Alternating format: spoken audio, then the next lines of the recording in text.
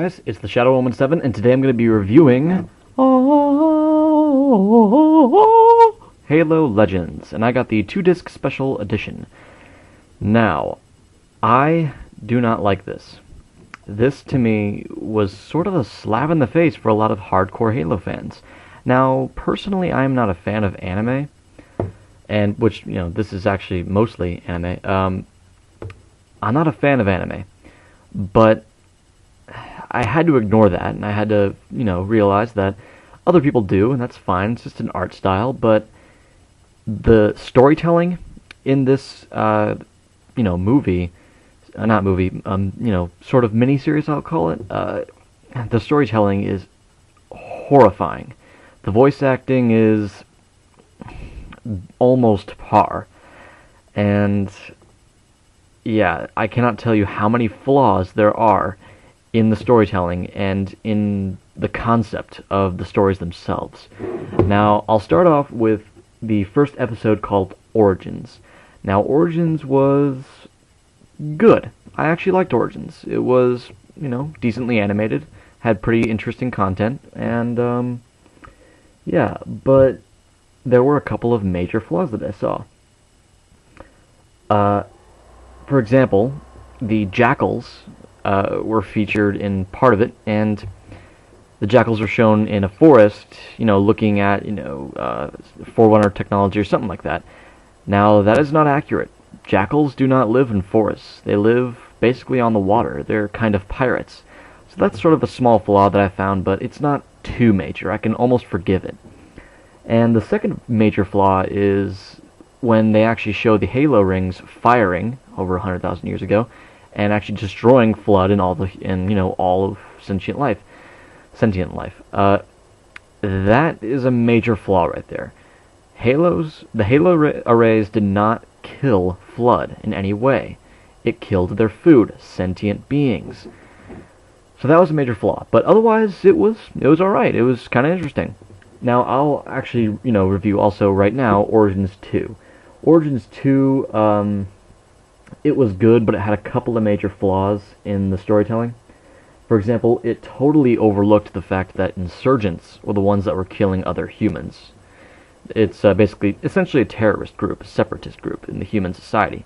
And in the storytelling, they say, Cortana says that, humanity finally, went under one banner. That's not correct. Went under one banner after the Covenant started attacking. That's not correct. Humanity went under one banner before the Covenant attacked, far before, the UNSC. And, of course, there were the insurgents. Now, even during the Halo events, 2552, and a few years in between, and a few years after and before, the insurgents are still, not friendly with other humans. They kind of stuck to their own. So that was kind of inaccurate. And there were a couple of strange overlaps and just odd parts in it that weren't totally accurate to the Halo universe.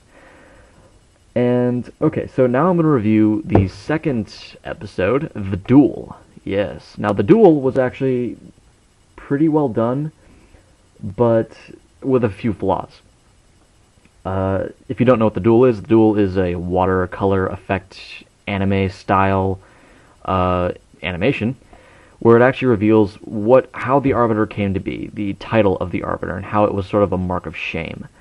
Now, the way they did the female elite in this episode was poorly done. They totally humanized the elite in this. Now, the female elite looked way too human.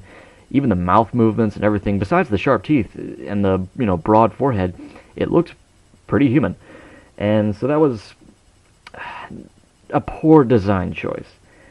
So I always imagined, female elites to be stronger and, not so weak, and I don't know, I just didn't like the way they did it.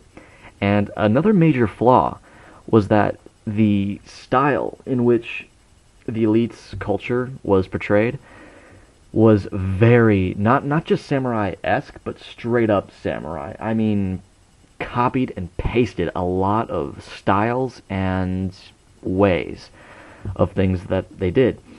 So it was way too samurai-esque. I know that they wanted to get that across, but they it was a way just too much overhaul, and yeah, so that was not good. And there was another part where the Arbiter was in a big battle, and it showed him fighting two hunters. The hunters were so overly exaggerated in their size. It was just outrageous. I mean, they were almost the size of small UNSC ships. It was just ridiculous. And you know what? Whenever it switched parts or scenes, they always changed sides. Not sides, sizes. So that was a major design flaw. And also the final blood effect. Okay, spoiler alert. Spoiler alert. The final blood effect where the Arbiter gets stabbed is outrageous. It's not congruent with the style or tone in which the rest of the episode is put in. So it was totally over-exaggerated, and it was just outrageous.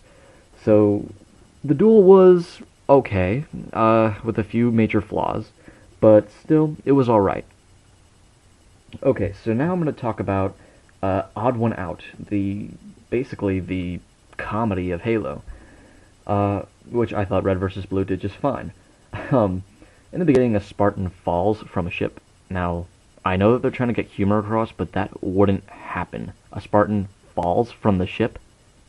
No, that doesn't happen. That just doesn't.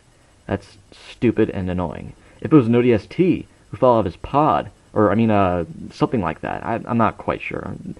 But if it was something different, I might have been okay with it.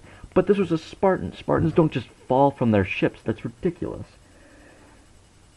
Also, there were dinosaurs in this episode? I mean, what the fuck? Pardon my language, but... What? Dinosaurs? Are you kidding me? This isn't Halo, this is something else. And the secret bioweapon that the Prophet released onto a Spartan, Spartan 1337, which I thought was pretty funny. I thought that was kind of a clever little number for him. The bioweapon that he releases onto him is fucking stupid. It's basically a big ape/brute. I think they wanted to get across that it was like a brute, but it was on steroids or something, maybe? I'm not quite sure. But that was really poorly done. See the rest of, my review on Halo Legends in Part 2. Thank you very much.